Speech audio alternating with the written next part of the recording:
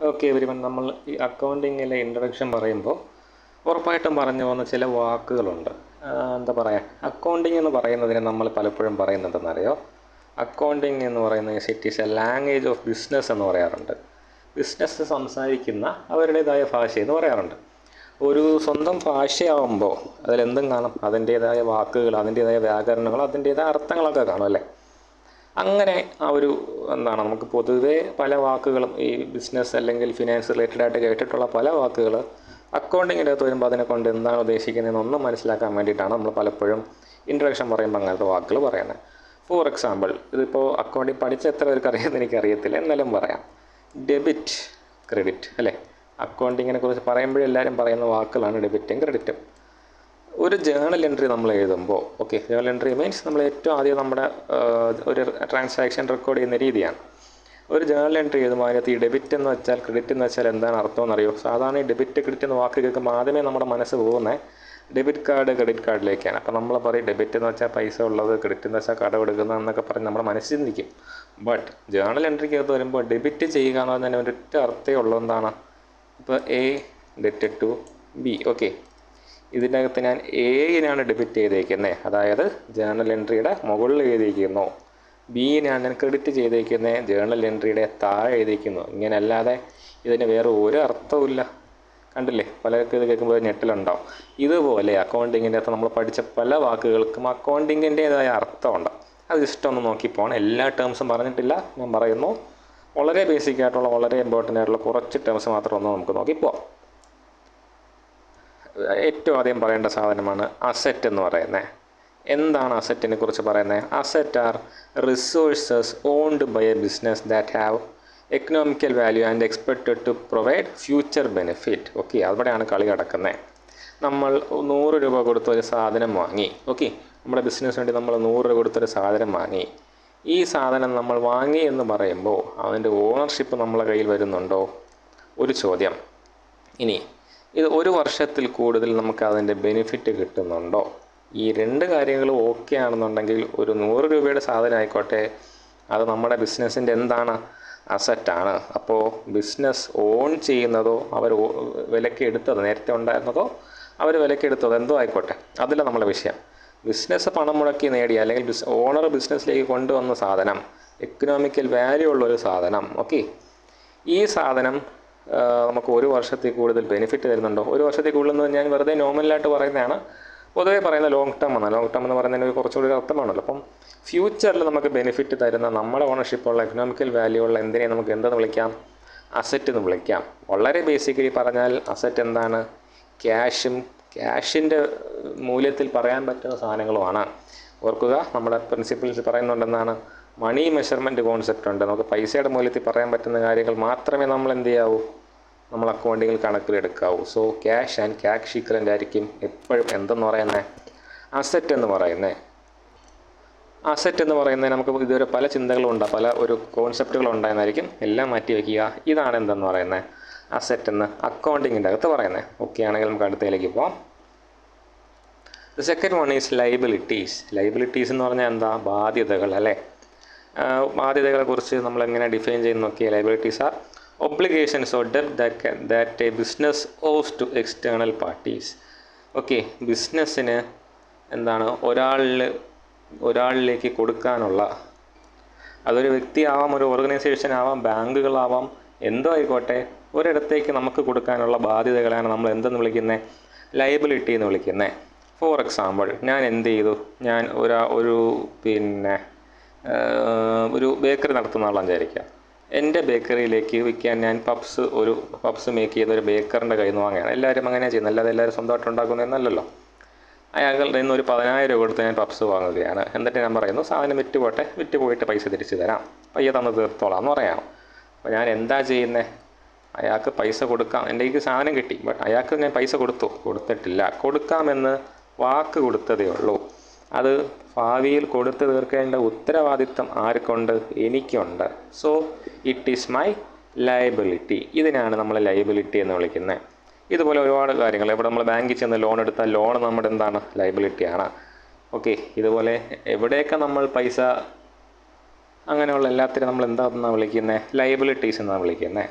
ഓർക്കുക, നമ്മളിത് അവസാനം ബാലൻസ് ഷീറ്റ് എന്ന് പറഞ്ഞ സാധനം വരയ്ക്കുമ്പോൾ അവിടെ എടുത്ത് കാണിക്കുന്ന കാര്യമാണ്. അതൊന്നും നമ്മളിപ്പോൾ അറിയേണ്ട, ജസ്റ്റ് ഒന്ന് ആ ഒരു കോൺസെപ്റ്റ് മനസ്സിലാക്കുക. എവിടെയൊക്കെ നമുക്ക് പൈസ കൊടുക്കാനുള്ള ബാധ്യതയുണ്ടോ അതിനെല്ലാം നമ്മൾ എന്തെന്ന് വിളിക്കും? നമ്മുടെ ലയബിലിറ്റീസ് എന്ന് വിളിക്കും. എവിടെ നിന്നൊക്കെ നമ്മൾ പണം എക്സ്പെക്റ്റ് ചെയ്യുന്നു അതിനെയൊക്കെ നമ്മൾ എന്ത് വിളിക്കുന്ന പറഞ്ഞിരുന്നത്? അസറ്റ് എന്ന് വിളിക്കും.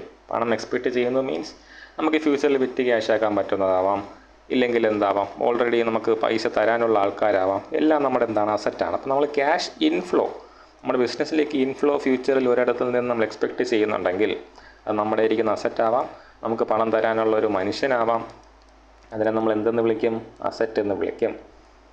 ഇല്ല, നമുക്ക് ഒരാൾക്ക് നമ്മൾ അങ്ങോട്ട് പൈസ കൊടുക്കാനുണ്ട്, ഒരു ബിസിനസ്സിന് അല്ലെങ്കിൽ ഒരു ഇൻസ്റ്റിറ്റ്യൂഷൻ നമ്മൾ അങ്ങോട്ട് പൈസ കൊടുക്കാനുണ്ട്, ഇല്ലെങ്കിൽ എന്തെങ്കിലും ഒരു സംഭവം നമുക്ക് ഭാവിയിൽ എന്തായിട്ട് മാറും? പൈസ കൊടുക്കാനുള്ള ഒരു ബാധ്യതയായിട്ട് മാറും. അതിനെല്ലാം നമ്മൾ എന്തെന്ന് വിളിക്കും?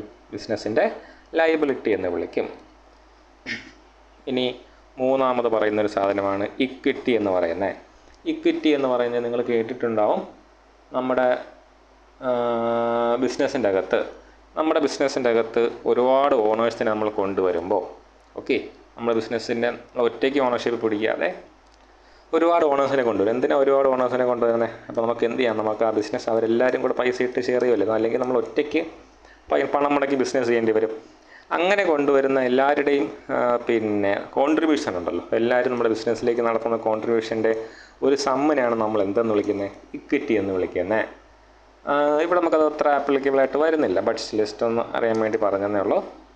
പിന്നെ വളരെ ഇമ്പോർട്ടൻറ്റ് കോൺസെപ്റ്റാണ് എന്താണ് റവന്യൂ എന്ന് പറയുന്നത്. റവന്യൂ എന്ന് പറഞ്ഞത് നമ്മുടെ ബിസിനസ് എന്താണോ ആ ബിസിനസ് അതിൻ്റെ മെയിൻ ആക്ടിവിറ്റിയിലൂടെ പെർഫോമിങ് ത്രൂ ഇറ്റ്സ് ആക്ടിവിറ്റി എന്തൊക്കെ ഇൻകം ജനറേറ്റ് ചെയ്യുന്നുണ്ടോ അതിനെല്ലാത്തിനെയും നമുക്ക് എന്തെന്ന് വിളിക്കാം? നമ്മുടെ ബിസിനസ്സിൻ്റെ റവന്യൂ ആണെന്ന് വിളിക്കാം. ഓക്കെ, ശ്രദ്ധിക്കേണ്ട കാര്യം എന്ന് പറയുന്നത് എന്താണ്? ഇപ്പം നമ്മളൊരു ബിസിനസ് ചെയ്യുന്നത്, ഫോർ എക്സാമ്പിൾ ഞാൻ നേരത്തെ പറഞ്ഞ പോലെ ഞാനൊരു ബേക്കറിയാണ് നടത്തുന്നത്. ഓക്കെ, എന്നിട്ട് ഞാൻ എന്ത് ചെയ്യാണ്? ഞാൻ എൻ്റെ ബേക്കറിയുടെ ഫ്രണ്ടിൽ കുറച്ച് ന്യൂസ് പേപ്പർ കൊണ്ടിട്ട് വിറ്റ് പൈസ ഉണ്ടാക്കുകയാണ്. അത് എന്ത് പറയത്തില്ല? നമ്മൾ ബേക്കറിയുടെ ഇൻകമായിട്ട് പറയത്തില്ല, അതായത് ബേക്കറിയുടെ ഒരു പ്രൊഡക്റ്റായിട്ട് നമ്മൾ എടുക്കുന്നവരെ. അപ്പോൾ അതാണ് അവിടെ ശ്രദ്ധിക്കേണ്ട ഒരു പോയിൻ്റ് എന്ന് പറയുന്നത്. എന്താണ്? Earn by the performing of our primary activity എന്ന് പറയുന്നുണ്ട്. അപ്പോൾ റവന്യൂ എന്താണെന്നുള്ളൊരു ബോധം നമുക്കുണ്ടാവണം. നമുക്കൊരു റവന്യൂ കണ്ടാൽ തിരിച്ചറിയാനുള്ളൊരു ബോധം ഉണ്ടാവണം. നമ്മൾ റവന്യൂവിനെ നമ്മൾ പൊതുവെ രണ്ടായിട്ട് തിരിക്കാറുണ്ട്, ഡയറക്റ്റ് എന്നും ഇൻഡയറക്റ്റ് എന്നും. ഡയറക്റ്റാണ് ബേസിക്കലി എന്താണ്?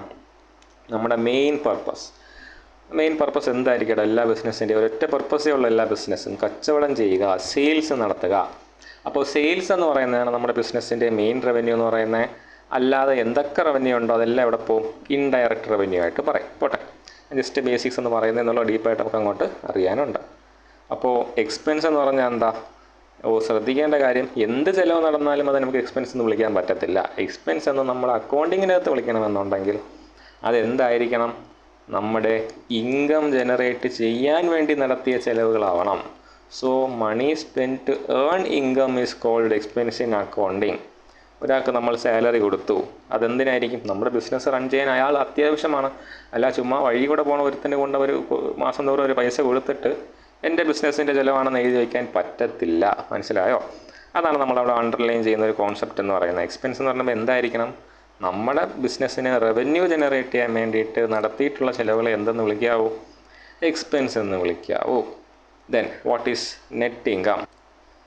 നമ്മൾ പ്രോഫിറ്റ് ഉണ്ടാക്കാം ബിസിനസ്സിൻ്റെ അകത്ത്, അല്ലേ? നമ്മുടെ ബിസിനസ് നടത്തുന്നതിൻ്റെ ഒരു വലിയ ഉദ്ദേശം പ്രോഫിറ്റ് ഉണ്ടാക്കുക എന്ന് തന്നെയാണല്ലോ. ബാക്കിയുള്ള കാര്യങ്ങൾ പറയുന്നുണ്ടെങ്കിൽ പോലും പ്രോഫിറ്റ് ഉണ്ടാക്കുക. ഈ പ്രോഫിറ്റ് നമ്മൾ എങ്ങനെ കണ്ടുപിടിക്കും? ഒരു സാമാന്യ ബുദ്ധിയിൽ ആലോചിച്ചാൽ മനസ്സിലാവും. നമ്മളെ ബിസിനസ്സിന് ഒരു 10 ലക്ഷം രൂപ ഇൻകം ഉണ്ട്. ഓക്കെ, ഈ 10 ലക്ഷം രൂപ ഇൻകം ഉണ്ടാക്കാൻ നമ്മുടെ എക്സ്പെൻസ് എന്തുണ്ടായി? ഒരു 8 ലക്ഷം രൂപ നമ്മുടെ ബിസിനസ്സിന് എക്സ്പെൻസ് ഉണ്ടായി. 10 ലക്ഷം രൂപ നമുക്ക് ഇൻകം കിട്ടി, ആ 10 ലക്ഷം ഉണ്ടാക്കാൻ നമുക്ക് എക്സ്പെൻസ് 8 ലക്ഷം രൂപ. അപ്പോൾ നമ്മുടെ ബിസിനസ്സിൻ്റെ പ്രോഫിറ്റ് എത്രയാണെന്ന് ചോദിച്ചാൽ നമുക്ക് എന്ത് പറയാൻ പറ്റും? 2 ലക്ഷം രൂപയാണ്, അല്ലേ? ആ ഡിഫറൻസ് കണ്ടാൽ നമുക്കറിയാം. 2 ലക്ഷം രൂപ നമ്മുടെ ബിസിനസ്സിന് എന്തായിട്ട് കിട്ടി? പ്രോഫിറ്റായിട്ട് കിട്ടി. അതാണ് നെറ്റ് ഇൻകം എന്ന് പറയുന്നത്. നമ്മുടെ എല്ലാ എക്സ്പെൻസും നമ്മൾ കൺസിഡർ ചെയ്ത് കൊടുത്തു കഴിയുമ്പോൾ നമ്മുടെ റവന്യൂവിൽ എന്ത് ബാക്കിയുണ്ടോ അതിനെന്തെന്ന് വിളിക്കും? നെറ്റ് ഇൻകം എന്ന് വിളിക്കും. ബിസിനസ്സിൻ്റെ റിസൾട്ടാണ് എന്തെന്ന് പറയുന്നത്? നെറ്റ് ഇൻകം എന്ന് പറയുന്നത്. ഇതൊരു പക്ഷേ ലോസും ആവാം, നെഗറ്റീവ് ഫിഗറാണ് വരുന്നതെന്നുണ്ടെങ്കിൽ, അതായത് ഞാനൊരു 10 ലക്ഷം രൂപ എനിക്ക് കച്ചവടം നടത്തി കിട്ടി, അതിനുവേണ്ടി ഞാൻ മുടക്കിയത് 12 ലക്ഷം രൂപയാണെങ്കിൽ ആ 2 ലക്ഷം രൂപ എന്താണ്ടാ എൻ്റെ ബിസിനസ്സിൻ്റെ നഷ്ടമാണ്. അപ്പോൾ എൻ്റെ ബിസിനസ്സിൻ്റെ റിസൾട്ട് അവിടെ നെറ്റ് റിസൾട്ട് കിട്ടി, ബട്ട് അത് ഇൻകം അല്ല, എന്തായിരുന്നു, ലോസ് ആയിരുന്നു. ആ ഒരു വ്യത്യാസമേ ഉള്ളൂ. ഓക്കെ, മെയിൻ കോൺസെപ്റ്റാണ്. അടുത്ത 2 വാക്കുകൾ അക്കൗണ്ട്സ് റിസീവബിളും അക്കൗണ്ട്സ് പേയബിളും. അക്കൗണ്ടിങ്ങിൻ്റെ അടിസ്ഥാനം അറിയാമെന്നുള്ള ഒരാളോട് നമുക്ക് എന്ത് പറയാം? അക്കൗണ്ട്സ് റിസീവബിൾ എന്ന് പറയുന്നത്, okay, accounts receivable is equal to debtors plus bills receivable. ആരാണ് ഡെപ്റ്റേഴ്സ് എന്ന് പറയുന്നത്? വേറൊരു വാക്കാണ്, ശ്രദ്ധിക്കുക. ഡെപ്റ്റേഴ്സ് എന്ന് പറയുന്നത് people who owe money to the business എന്ന് പറയും. അതായത് ബിസിനസ്സിന് പണം തരാൻ ബാധ്യതയുള്ള ആൾക്കാരെയാണ് നമ്മൾ എന്തെന്ന് വിളിക്കുന്നത്? ഡെപ്റ്റേഴ്സ് എന്ന് വിളിക്കുന്നത്. അപ്പോൾ എന്താണ് ഈ ബിൽസ് റിസീവബിൾ? അത്ര ഡെപ്തിലേക്ക് ഞാൻ പോകുന്നില്ല, ജസ്റ്റ് ഒന്ന് പറയാം. ബിൽസ് റിസീവബിൾ എന്ന് പറയുന്നത് ചില ഡെപ്റ്റേഴ്സ്, ഓക്കെ, ഡെപ്റ്റേഴ്സ് എന്താണെന്ന് മനസ്സിലായില്ല. നമ്മുടെ ബിസിനസ്സിന് സാധനം വാങ്ങിച്ചുണ്ടെങ്കിൽ നമുക്ക് പണം തരാനുള്ള ആൾക്കാർ. ഈ ചില ഡെപ്റ്റേഴ്സ് സാധനം വാങ്ങിച്ചുകൊണ്ട് പോകുമ്പോൾ നമുക്ക് എന്ത് എഴുതി തരും? ഒരു നിയമപരമായ സാധുതയുള്ള ഒരു രേഖ നമുക്ക് തന്നിട്ട് പോകും. ആ രേഖേനെയാണ് നമ്മൾ എന്തെന്ന് വിളിക്കുന്നത്? ബിൽസ് റിസീവബിൾ എന്ന് വിളിക്കുന്നത്. നമുക്ക് റിസീവ് ചെയ്യാനുള്ള അധികാരമുണ്ടെന്ന് പറഞ്ഞുകൊണ്ട് സ്റ്റേറ്റ് ചെയ്യുന്ന ഒരു ബില്ല്. അത്രയും അറിഞ്ഞാൽ മതി. അതിനെ കുറച്ചും കൂടെ ഡിഫൈനായിട്ട് പറയാം, ഞാൻ അതിലേക്ക് പോകുന്നില്ല. അപ്പോൾ ഒരു ബിസിനസ്സിന് കിട്ടാനുള്ള പൈസേനെ തന്നെയാണ് അക്കൗണ്ട്സ് റിസീവബിൾ എന്ന് പറയുന്നത്. പേരിൽ തന്നെയുള്ള റിസീവബിൾ. ബട്ട് അതെന്തൊക്കെ ചേരണം? സാധാരണ കടം വാങ്ങിച്ചിട്ട് പോകുന്ന ആൾക്കാരും ചേരണം. ഇതുപോലെ വന്ന് കടം വാങ്ങിയിട്ട് എന്ത് തന്നിട്ട് പോയവരും ബില്ല് തന്നിട്ട് പോയ ആൾക്കാരുണ്ട്. അവരെയും കൂടെ കൂട്ടിയിട്ടാണ് നമ്മൾ എന്തെന്ന് പറയുന്നത്? അക്കൗണ്ട്സ് റിസീവബിൾ എന്ന് പറയുന്നത്. ഇനി അക്കൗണ്ട്സ് പേയബിൾ എന്ന് പറഞ്ഞാലോ നേരെ തിരിച്ചാണ്. നമ്മൾ ചില ആൾക്കാരെ നിന്ന് സാധനം വാങ്ങിച്ചിട്ട് അങ്ങോട്ട് പണം കൊടുക്കാൻ കാണും. അവർ നമ്മൾ എന്തെന്ന് വിളിക്കും? നമുക്ക് ഇങ്ങോട്ട് പണം തരാനുള്ളവരെ നമ്മൾ ഡെപ്റ്റർ എന്ന് വിളിച്ചു. നമ്മൾ അങ്ങോട്ട് പണം കൊടുക്കാനുള്ളവരെ നമ്മൾ ക്രെഡിറ്റേഴ്സ് എന്ന് വിളിക്കുന്നു. ഈ ക്രെഡിറ്റേഴ്സും ബിൽസ് പേയബിൾസും ഉണ്ടെങ്കിൽ, ബിൽസ് പേയബിൾ എന്ന് പറഞ്ഞാൽ എന്താടാ? ചില ഇടത്ത് ചെന്ന് നമ്മൾ സാധനം വാങ്ങുമ്പോൾ അവർ പറയും, എനിക്ക് നിന്നെ വലിയ പരിചയമില്ല, നീ എന്ത് ചെയ്യാം, ഇന്ന ഡേറ്റിൽ ഇത്ര രൂപ ഞാൻ തന്നേക്കാന്ന് പറഞ്ഞ് ഒരു സ്റ്റാമ്പ്ഡ് പേപ്പറിൽ എഴുതി തന്നിട്ട് പോകാൻ പറയും. അങ്ങനെ നമ്മൾ അങ്ങോട്ട് കൊടുക്കുമ്പോൾ അതിനെന്തെന്ന് വിളിക്കും? ആ രേഖേനെ ബിൽസ് പേയബിൾ എന്ന് വിളിക്കും. നമുക്ക് ഇങ്ങോട്ട് കിട്ടുമ്പോൾ ബിൽസ് റിസീവബിൾ എന്ന് പറയും. ഓക്കെ, അപ്പോൾ മെയിൻ ആയിട്ടുള്ള കുറച്ച് ടേംസ് നോക്കിയിട്ടുണ്ട്. ഇനി വളരെ ഇമ്പോർട്ടൻ്റ് ടേമാണ് ഡിപ്രിസിയേഷൻ എന്ന് പറയുന്നത്. ഡിപ്രിസിയേഷൻ എന്താണെന്ന് ഇപ്പോഴത്തെ പിള്ളേർക്ക് പറയാനും മനസ്സിലാക്കാൻ നമ്മളൊരു കഥ പറയാറുണ്ട്. അത് തന്നെ ഞാനിവിടെ പറയാമെന്ന് വിചാരിക്കുന്നു. നിങ്ങളുടെ കയ്യിരിക്കുന്ന ഫോണിൻ്റെ വില, നിങ്ങൾ ആദ്യമായിട്ട് വാങ്ങിച്ച ഫോണിൻ്റെ വില 10,000 രൂപയാണ് വിചാരിക്കുക. ഓക്കെ, അത് വാങ്ങിച്ചു തന്നപ്പോൾ നിങ്ങളുടെ വീട്ടുകാർ നിങ്ങളോട് പറഞ്ഞൊരു കണ്ടീഷനുണ്ട്. ഈ 10,000 രൂപ കൊടുത്ത് നമ്മളൊരു ഫോൺ, അന്ന് ആദ്യമൊക്കെ നമ്മൾ നമുക്ക് 10,000 രൂപ എന്ന് പറഞ്ഞ വലിയൊരു സംഭവമായിരുന്നു. ഇപ്പോൾ അതൊന്നും ഒരു വിഷയമല്ല. ബട്ട് സ്റ്റിൽ 10,000 രൂപ കൊടുത്ത് ഞാൻ നിങ്ങൾക്കൊരു ഫോൺ വാങ്ങിച്ചു തന്നിട്ടുണ്ട്. ഓക്കെ, ഈ 10,000 രൂപയുടെ ഫോൺ നിങ്ങൾ മിനിമം 5 വർഷം ഉപയോഗിക്കണം. അപ്പോൾ നിങ്ങളുടെ വീട്ടുകാർ ആദ്യം വാങ്ങിച്ചു തന്നപ്പോൾ പറഞ്ഞ കണ്ടീഷനാണ് 10,000 രൂപയുടെ ഫോൺ വാങ്ങിച്ചു തന്നു. ഈ ഫോൺ മിനിമം ഒരു 5 വർഷം നിങ്ങൾ ഉപയോഗിക്കണം. പ്ലസ് ഒരു കാര്യം കൂടി പറയുന്നു, നിങ്ങൾ എന്ത് ചെയ്യുക, നിങ്ങൾക്ക് ഞാൻ ഈ തരുന്ന പോക്കറ്റ് മണി ഉണ്ടല്ലോ, പോക്കറ്റ് മണിക്കകത്ത് നിന്ന് സേവ് ചെയ്ത് 5 വർഷം കഴിഞ്ഞ് ഇതേപോലൊരു ഫോൺ വാങ്ങാനുള്ള പണം നിങ്ങൾ തന്നെ കണ്ടെത്തണം. പേടിക്കേണ്ട, അതിന് തക്കതായ പോക്കറ്റ് മണി നമ്മൾ തരാം. പേരൻസ് പറഞ്ഞ കാര്യമാണ്, അതിന് തക്കതായ പോക്കറ്റ് മണിയൊക്കെ നമ്മൾ തരാം. പക്ഷേ അത് സേവ് ചെയ്ത് 5 വർഷം കഴിഞ്ഞ് എന്ത് ചെയ്യണം? ഈ പറഞ്ഞ പോലെ പുതിയ ഫോൺ വാങ്ങാനുള്ള പണം കണ്ടെത്തേണ്ടത് നിങ്ങളുടെ ഉത്തരവാദിത്തമാണ്. അപ്പോൾ നിങ്ങൾ എന്ത് ചെയ്യണം? നിങ്ങളൊരു പദ്ധതി ഇടുകയാണ്. ഓക്കെ, 5 വർഷം കഴിഞ്ഞ് 10,000 രൂപ വിലയുള്ള ഫോൺ വാങ്ങണം. അങ്ങനെയാണെങ്കിൽ ഒരു വർഷം നിങ്ങൾ എത്ര രൂപ സേവ് ചെയ്യണം? 10,000 ഡിവൈഡ് ബൈ 5 ചെയ്യുമ്പോൾ 2,000 രൂപ നമുക്ക് എന്ത് ചെയ്യാൻ പറ്റണം? എല്ലാ വർഷവും മാറ്റി വയ്ക്കാൻ പറ്റിയാൽ എന്ത് ചെയ്യാൻ പറ്റും? 5ാമത്തെ വർഷമാകുമ്പോൾ നമുക്ക് ഈ ഫോൺ വേണ്ടാന്ന് വയ്ക്കാൻ പറ്റും, അല്ലേ? ഇതിനെ മറ്റൊരു അർത്ഥത്തിൽ പറഞ്ഞാൽ, ഇതേ കോൺസെപ്റ്റിനെ, ഇതേ ചിന്തയെ മറ്റൊരർത്ഥത്തിൽ പറഞ്ഞാൽ, നിങ്ങളുടെ കയ്യിരിക്കുന്ന ഫോണിന് വില എത്രയുണ്ട്? 10,000 രൂപ വിലയുണ്ട്. 5 വർഷം കഴിയുമ്പോൾ നിങ്ങൾ ഈ ഫോൺ കളയാൻ പോവുകയാണ്. അപ്പോൾ ആഫ്റ്റർ 5 ഇയേഴ്സ് ഈ ഫോണിൻ്റെ വില എത്രയാണ്? 0 ആണ്. ഓക്കെ, 5 വർഷം കഴിയുമ്പോൾ ഇതിന് 0 ആവണമെന്നുണ്ടെങ്കിൽ എല്ലാ വർഷവും ഇതിന് എത്ര രൂപ വെച്ച് കുറയണം? നമ്മളിപ്പോൾ കണ്ടുപിടിച്ച പോലെ 2,000 രൂപ വെച്ച് ഇതിൻ്റെ വില എല്ലാ വർഷവും കുറയുന്ന കൊണ്ടാണ്. ആദ്യത്തെ വർഷം കുറച്ചു, 2ാമത്തെ വർഷം കുറച്ചു, 3ാമത്തെ വർഷം കുറച്ചു, 4ാമത്തെ വർഷം കുറച്ചു. കാര്യം നമ്മൾ ഉപയോഗിക്കുന്നതോടെ അതിൻ്റെ മൂല്യം കുറയല്ലേ. അങ്ങനെ 5 വർഷവും നിങ്ങൾ 2,000 രൂപ വെച്ച് ഇതിൻ്റെ വില കുറച്ചത് കൊണ്ടാണ് 5ാമത്തെ വർഷം നിങ്ങൾക്ക് ഇത് വെളിയിൽ കളയാം. കാര്യം ഇതിനിപ്പോൾ ഒരു മൂല്യവുമില്ല എന്നൊരു തോട്ട് നിങ്ങൾക്ക് ഉണ്ടായത്. കാര്യം നമുക്ക് എന്താ, നമ്മൾ അതിന് പകരം വയ്ക്കാനുള്ള ഒരു കോസ്റ്റ്, നമ്മൾ ഒരു എമൗണ്ട് നമ്മളവിടെ കണ്ടെത്തി കഴിഞ്ഞു, ഇല്ലേ? ഇതേ കോൺസെപ്റ്റാണ് നമ്മൾ ഒരു ബിസിനസ്സിനകത്ത് അസറ്റിൽ ഉപയോഗിക്കുന്നത്. നമ്മളൊരു അസറ്റ് വാങ്ങുമ്പോൾ അത്യാവശ്യം നല്ല രീതിയിൽ ബിസിനസ് കൊണ്ടുപോകുന്ന ആൾക്കാർ, ഫോർ എക്സാമ്പിൾ 1 ലക്ഷം രൂപ കൊടുത്ത് അയാൾ ഒരു അസറ്റ് വാങ്ങി. അങ്ങനെ ഒരു അസറ്റ് വാങ്ങുമ്പോൾ അയാളുടെ മനസ്സിൽ എന്ത് കാണും? ഈ അസറ്റ് എനിക്ക് എത്ര കൊല്ലം ഉപയോഗിക്കാൻ പറ്റും, എത്ര കൊല്ലം കഴിഞ്ഞ് ഞാൻ ഈ അസറ്റിനെ റീപ്ലേസ് ചെയ്യേണ്ടി വരും എന്നൊരു ചിന്ത അയാളുടെ മനസ്സിൽ അത് കാണും. ഓക്കെ, അപ്പോൾ അയാൾ എന്ത് ചെയ്യണം? ഫോർ എക്സാമ്പിൾ അയാൾ പറഞ്ഞ് എനിക്കിതൊരു 10 കൊല്ലം കഴിഞ്ഞ് എനിക്ക് അസറ്റ് റീപ്ലേസ് ചെയ്യണം, ഇതേപോലെ ഒരു അസറ്റ് വാങ്ങാൻ എൻ്റെ കയ്യിൽ പണം ഒപ്പം കാണണമെങ്കിൽ ഞാൻ എന്ത് ചെയ്യണം? എല്ലാ വർഷവും 10,000 രൂപ വെച്ച് ഞാൻ മാറ്റി വയ്ക്കണം, ഇല്ലേ? ഈ സാധനത്തിനെയാണ് നമ്മൾ എന്തായിട്ട് പറയുന്നത്? ഡിപ്രിസിയേഷനായിട്ട് പറയുന്നത്. എല്ലാ വർഷവും 10,000 വെച്ച് മാറ്റി വയ്ക്കുക എന്ന് പറഞ്ഞാൽ അർത്ഥം എന്താ? ഈ 1 ലക്ഷം ഒരു അസറ്റ് വിലയുള്ള അസറ്റിന് എന്ത് സംഭവിക്കുകയാണ്? എല്ലാ വർഷവും 10,000 രൂപ വെച്ച് അതിൻ്റെ മൂല്യം കുറഞ്ഞ് വരികയാണ്. അങ്ങനെ 10 വർഷം കുറയുന്നത് കൊണ്ടാണ് 10 വർഷത്തിനപ്പുറം നമ്മൾ എന്ത് ചെയ്യുന്നത്? ഇതിനി ഒരു മൂല്യമില്ല എന്ന് പറഞ്ഞ് കളയാൻ ഒരുങ്ങുന്നത്, അല്ലെങ്കിൽ ഇതിനെ ഡിസ്പോസ് ചെയ്യാൻ ഒരുങ്ങുന്നത്. ഓക്കെ, അതിനെയാണ് നമ്മൾ എന്തെന്ന് വിളിക്കുന്നത്? ടെക്നിക്കലി ഡിപ്രിസിയേഷൻ എന്ന് വിളിക്കുന്നത്. ഇനി നമുക്കൊന്ന് വായിച്ചു നോക്കാം. Depreciation is A systematic allowance of the cost of A tangible asset over it's useful life. അപ്പോൾ ഒരു ടാഞ്ചിബിൾ അസറ്റ് കണ്ടുപിടിക്കുക, അതിൻ്റെ യൂസ്ഫുൾ ലൈഫ് കണ്ടുപിടിക്കുക. നമ്മുടെ ബിസിനസ്സിലുള്ള ടാഞ്ചിബിൾ അസറ്റ് എന്ന് വെച്ചാൽ അതൊരു വേറൊരു വാക്കാണ്. തൊടാൻ പറ്റുന്ന അസറ്റിനെ ടാഞ്ചിബിൾ അസറ്റ് എന്നും നമുക്ക് തൊട്ടറിയാൻ പറ്റാത്ത അസറ്റിന് ഇൻടാഞ്ചിബിൾ അസറ്റ് എന്നും പറയും. ഫോർ എക്സാമ്പിൾ, എനിക്കിപ്പോൾ ഒരു വേൾഡ് റെക്കോർഡുണ്ട്. ആ വേൾഡ് റെക്കോർഡ് എനിക്ക് വേണമെങ്കിൽ എന്ത് ചെയ്യാം? അത് യൂസ് ചെയ്ത് എനിക്ക് പല കാര്യങ്ങളും ചെയ്യാം. അപ്പോൾ ആ വേൾഡ് റെക്കോർഡ് എന്ന് പറഞ്ഞ സാധനത്തിന് നമുക്ക് എന്ത് ചെയ്യാൻ പറ്റില്ല? തൊടാൻ പറ്റത്തില്ല, അല്ലേ? ഇപ്പോൾ വേറൊരു ഉദാഹരണം പറയുകയാണെങ്കിൽ, ഞാനൊരു ഇൻവെൻഷൻ നടത്തി മീൻസ് ഇപ്പം കോവിഡ് വരാതിരിക്കാൻ ഞാനൊരു മരുന്ന് കണ്ടുപിടിച്ചു. ഈ മരുന്ന് കണ്ടുപിടിക്കാനുള്ള ഫോർമുല എൻ്റെ കയ്യിലുണ്ട്. ഓക്കെ, ഈ ഫോർമുല വിറ്റ് എനിക്ക് എന്ത് ചെയ്യാം? പൈസ ഉണ്ടാക്കാം. പക്ഷേ ഈ ഫോർമുല വേറെ ആർക്കും ഉപയോഗിക്കാൻ പറ്റത്തില്ല. എൻ്റെ കയ്യിലാണ് എൻ്റെ പാറ്റൻറ്റ് ഇരിക്കുന്നത്. അപ്പോൾ ഈ മരുന്ന് കമ്പനികളൊക്കെ ആ മരുന്ന് ഉണ്ടാക്കണമെങ്കിൽ എന്ത് ചെയ്യണം? എൻ്റെ കയ്യിൽ നിന്ന് പാറ്റൻറ്റ് വാങ്ങണം, എൻ്റെ കയ്യിൽ നിന്ന് റൈറ്റ് വാങ്ങണം. അപ്പോൾ അത്രയും മൂല്യമുള്ള സാധനമാണ് എൻ്റെ പാറ്റൻറ്റ്. ഓക്കെ, ബട്ട് എന്ത് ചെയ്യാൻ പറ്റത്തില്ല, നമുക്ക് തൊടാൻ പറ്റുന്ന സാധനമാണ് ഈ അവകാശം എന്ന് പറയുന്നത്. ഇല്ല. അപ്പോൾ അങ്ങനത്തെ സാധനങ്ങളൊക്കെയാണ് ഇൻടാഞ്ചിബിൾ അസറ്റ് എന്ന് പറയുന്നത്. അപ്പോൾ ഡിപ്രിസിയേഷൻ എപ്പോഴും എന്തിനെ വരൂ? തൊടാൻ പറ്റുന്ന ടാഞ്ചിബിൾ അസറ്റിനെ വരൂ. ടാഞ്ചിബിൾ അസറ്റിന് വേണ്ടി നമ്മൾ ചിലവാക്കിയ കോസ്റ്റിനെ, അതിൻ്റെ യൂസ്ഫുൾ ലൈഫ്, എത്ര കാലം അത് ഉപയോഗിക്കാൻ പറ്റുമോ, ആ യൂസ്ഫുൾ ലൈഫിലേക്ക് സ്പ്രെഡ് ചെയ്ത് കൊടുക്കുന്ന, അലോക്കേറ്റ് ചെയ്ത് കൊടുക്കുന്ന ഒരു സിസ്റ്റമാറ്റിക് അപ്രോച്ചിനാണ് എന്തെന്ന് വിളിക്കുന്നത്? ഡിപ്രിസിയേഷൻ എന്ന് വിളിക്കുന്നത്. അപ്പോൾ നമ്മൾ നേരത്തെ പറഞ്ഞ എക്സാമ്പിൾ, തുടക്കത്തിൽ പറഞ്ഞ എക്സാമ്പിളിൽ 10,000 രൂപയുടെ ഫോണിന് 5 വർഷം നമ്മൾ ഉപയോഗിക്കുന്നതുകൊണ്ട് 1 വർഷം എത്ര രൂപയാണ് അതിന് ഡിപ്രിസിയേഷൻ വരുന്നത്?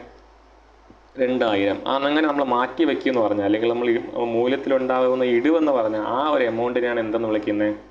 ഡിപ്രിസിയേഷൻ എന്ന് വിളിക്കുന്നത്. വളരെ ഡീറ്റെയിൽ ആയിട്ട് നമുക്ക് അങ്ങോട്ട് പഠിക്കാനുണ്ട്. അപ്പോൾ ജസ്റ്റ് ഒന്ന് അറിയാൻ വേണ്ടി പറഞ്ഞതേ ഉള്ളൂ. Next we have profit. Profit നമ്മൾ നേരത്തെ പറഞ്ഞ കാര്യമാണ്. എന്താണ്? It is an excess of revenue over expense. റവന്യൂവും എക്സ്പെൻസും നോക്കുമ്പോൾ റവന്യൂ ആണ് കൂടി നിൽക്കുന്നതെങ്കിൽ അതിനർത്ഥം എന്താ? We made a profit. But revenue expense നോക്കുമ്പോൾ എക്സ്പെൻസ് ആണ് കൂടി നിൽക്കുന്നതെങ്കിലോ വി മേഡ് എ ലോസ്. അതാണ് ബേസിക് കോൺസെപ്റ്റ് എന്ന് പറഞ്ഞാൽ. അതൊരു സാധനം തലകത്ത് വേണം. പല പിള്ളേർക്കും ഒരു ബുദ്ധിമുട്ടുണ്ടാകുന്ന അവിടെയാണ്. ആ ഒരു ഐഡിയ ഇല്ലാതെ അങ്ങോട്ട് പോകാൻ പാടാണ്. കാര്യം അക്കൗണ്ടിങ്ങിൻ്റെ ഉദ്ദേശം എന്ത് തന്നെയാണ്? ഇത് മനസ്സിലാക്കുക എന്നുള്ളതാണ്. ഇനി സെയിൽസ് എന്ന് പറയുന്ന വാക്ക് നമ്മൾ നേരത്തെ പറഞ്ഞു, ബട്ട് റിപ്പീറ്റ് ബിക്കോസ് ഇമ്പോർട്ടൻ്റ് ആണ്. സെയിൽസ് എന്ന് പറയുന്നത് എപ്പോഴും ഓർക്കുക, ബിസിനസ്സിന് ആകപ്പാടെയുള്ള ഒരു ഡയറക്റ്റ് ഇൻകം എന്ന് പറയുന്നത് എന്താണ്? സെയിൽസ് ആണ്. Sales are total revenue earn from sales of goods or rendering service. Okay, അത് ശ്രദ്ധിക്കുക. സെയിൽസ് എന്ന് പറയുന്ന ആ ഒരു ടേമിലാണ് അത് അറിയപ്പെടുന്നത്, അല്ലെ? അപ്പോൾ സോൾഡ് ഗുഡ്സ് എന്നോ സോൾഡ് സർവീസ് എന്നോ ഒന്നും പറയത്തില്ല. അക്കൗണ്ടിങ്ങിനകത്ത് സെയിൽസ് എന്ന് പറഞ്ഞാൽ എന്താണ്? വിറ്റുപോയ സാധനങ്ങളുടെ മൂല്യമാണ്. ഓക്കെ, സോ ഇത്രയും ടേംസ് ഞാൻ പറഞ്ഞു. ഇനിയും ഒരുപാട് ടേംസ് ഉണ്ട്, ഇല്ലെന്നല്ല. നിങ്ങൾക്ക് ഏതെങ്കിലും ടേം അറിയണമെന്നുണ്ടെങ്കിൽ താഴെ ഒന്ന് കമൻറ്റ് ചെയ്യുക, നമ്മൾ എക്സ്പ്ലെയിൻ ചെയ്തു തരാം. ഇത്രയും ടേംസ് അത്ര ഇമ്പോർട്ടൻ്റ് ആയതുകൊണ്ടാണ്, വളരെ ബേസിക് സാധനം ആയതുകൊണ്ടാണ് ഇപ്പോൾ നമ്മൾ എടുത്ത് പറഞ്ഞത്. ദെൻ എന്തെങ്കിലും ഉണ്ടെങ്കിൽ കമൻറ്റ് ചെയ്യുക. Okay, thank you.